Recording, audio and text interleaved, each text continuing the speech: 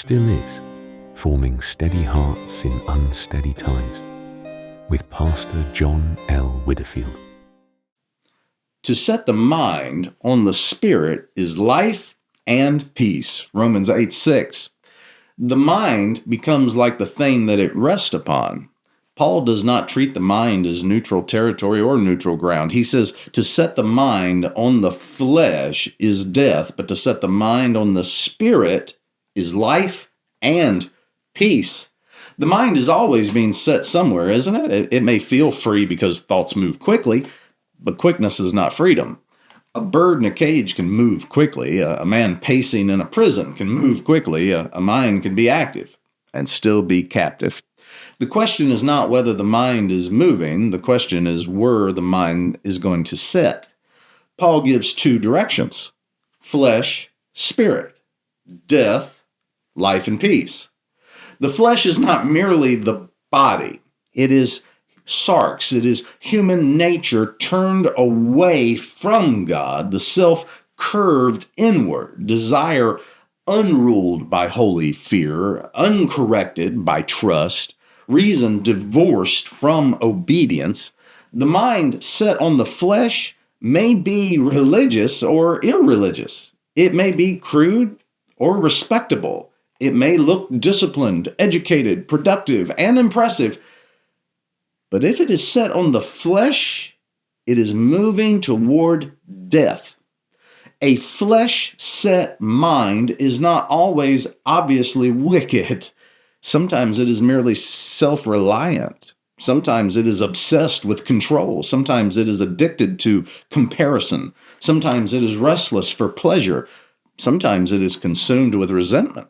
Sometimes it is always defending itself. Sometimes it is always rehearsing injury. Sometimes it is always planning a future without first seeking God. Paul says that way is death. Not because every thought instantly destroys, but because the direction is always from the source of life.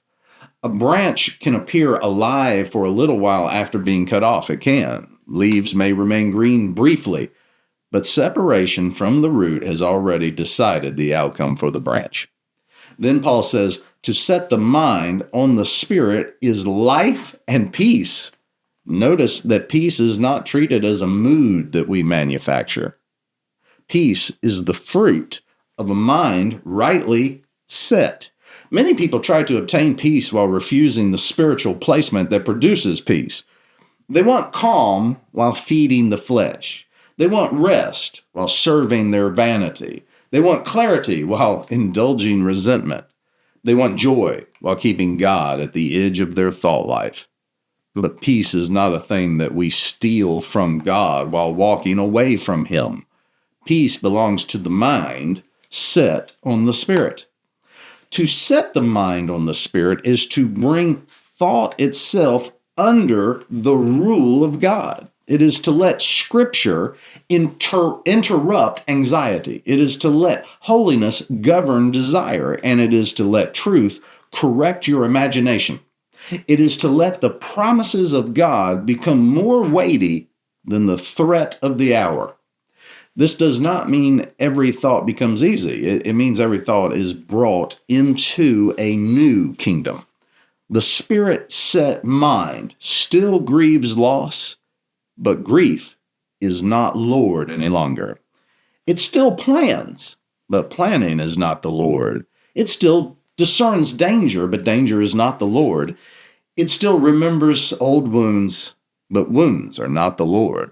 It still sees the world clearly, but the world is not the Lord. The Spirit bears witness to Christ. Therefore, the mind set on the Spirit is not merely thinking spiritual thoughts in a vague way. It is a mind being continually returned to Christ, His Lordship, His cross, His resurrection, His word, His nearness, His kingdom, His judgment, His mercy. That is a life of peace.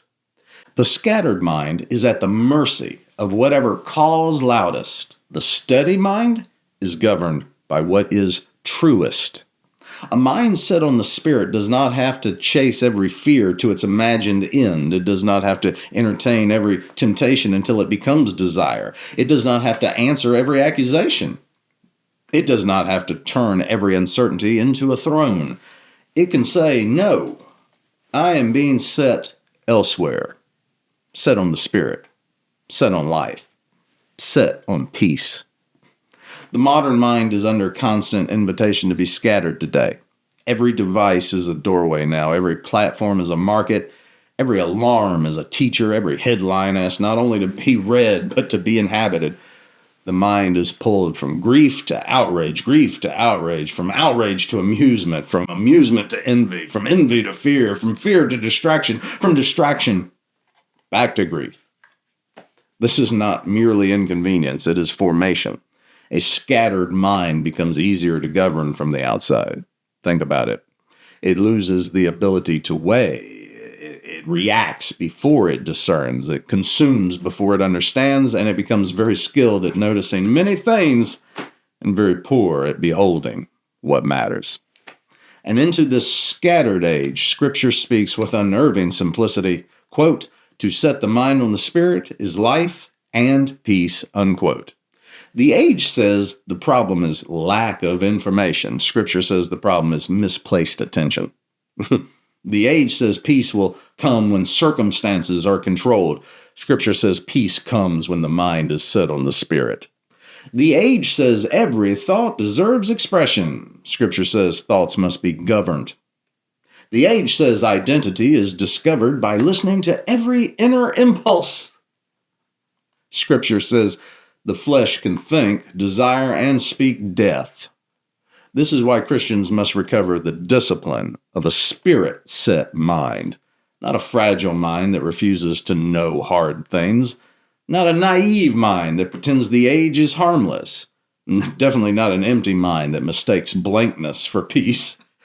A governed mind, a Spirit-shaped mind, a prayerful mind, a mind that can receive information without becoming possessed by that information, a mind that can name evil without being fascinated by that same evil, a mind that can think about the future without worshiping control of it. When public life is unstable, the mind must not become public property. When technology accelerates, the mind must not surrender its place to the machine. When confusion multiplies, the mind must not mistake noise for depth. The Christian mind is not free because it thinks whatever it wants. It is free because it is being set on the Spirit of God.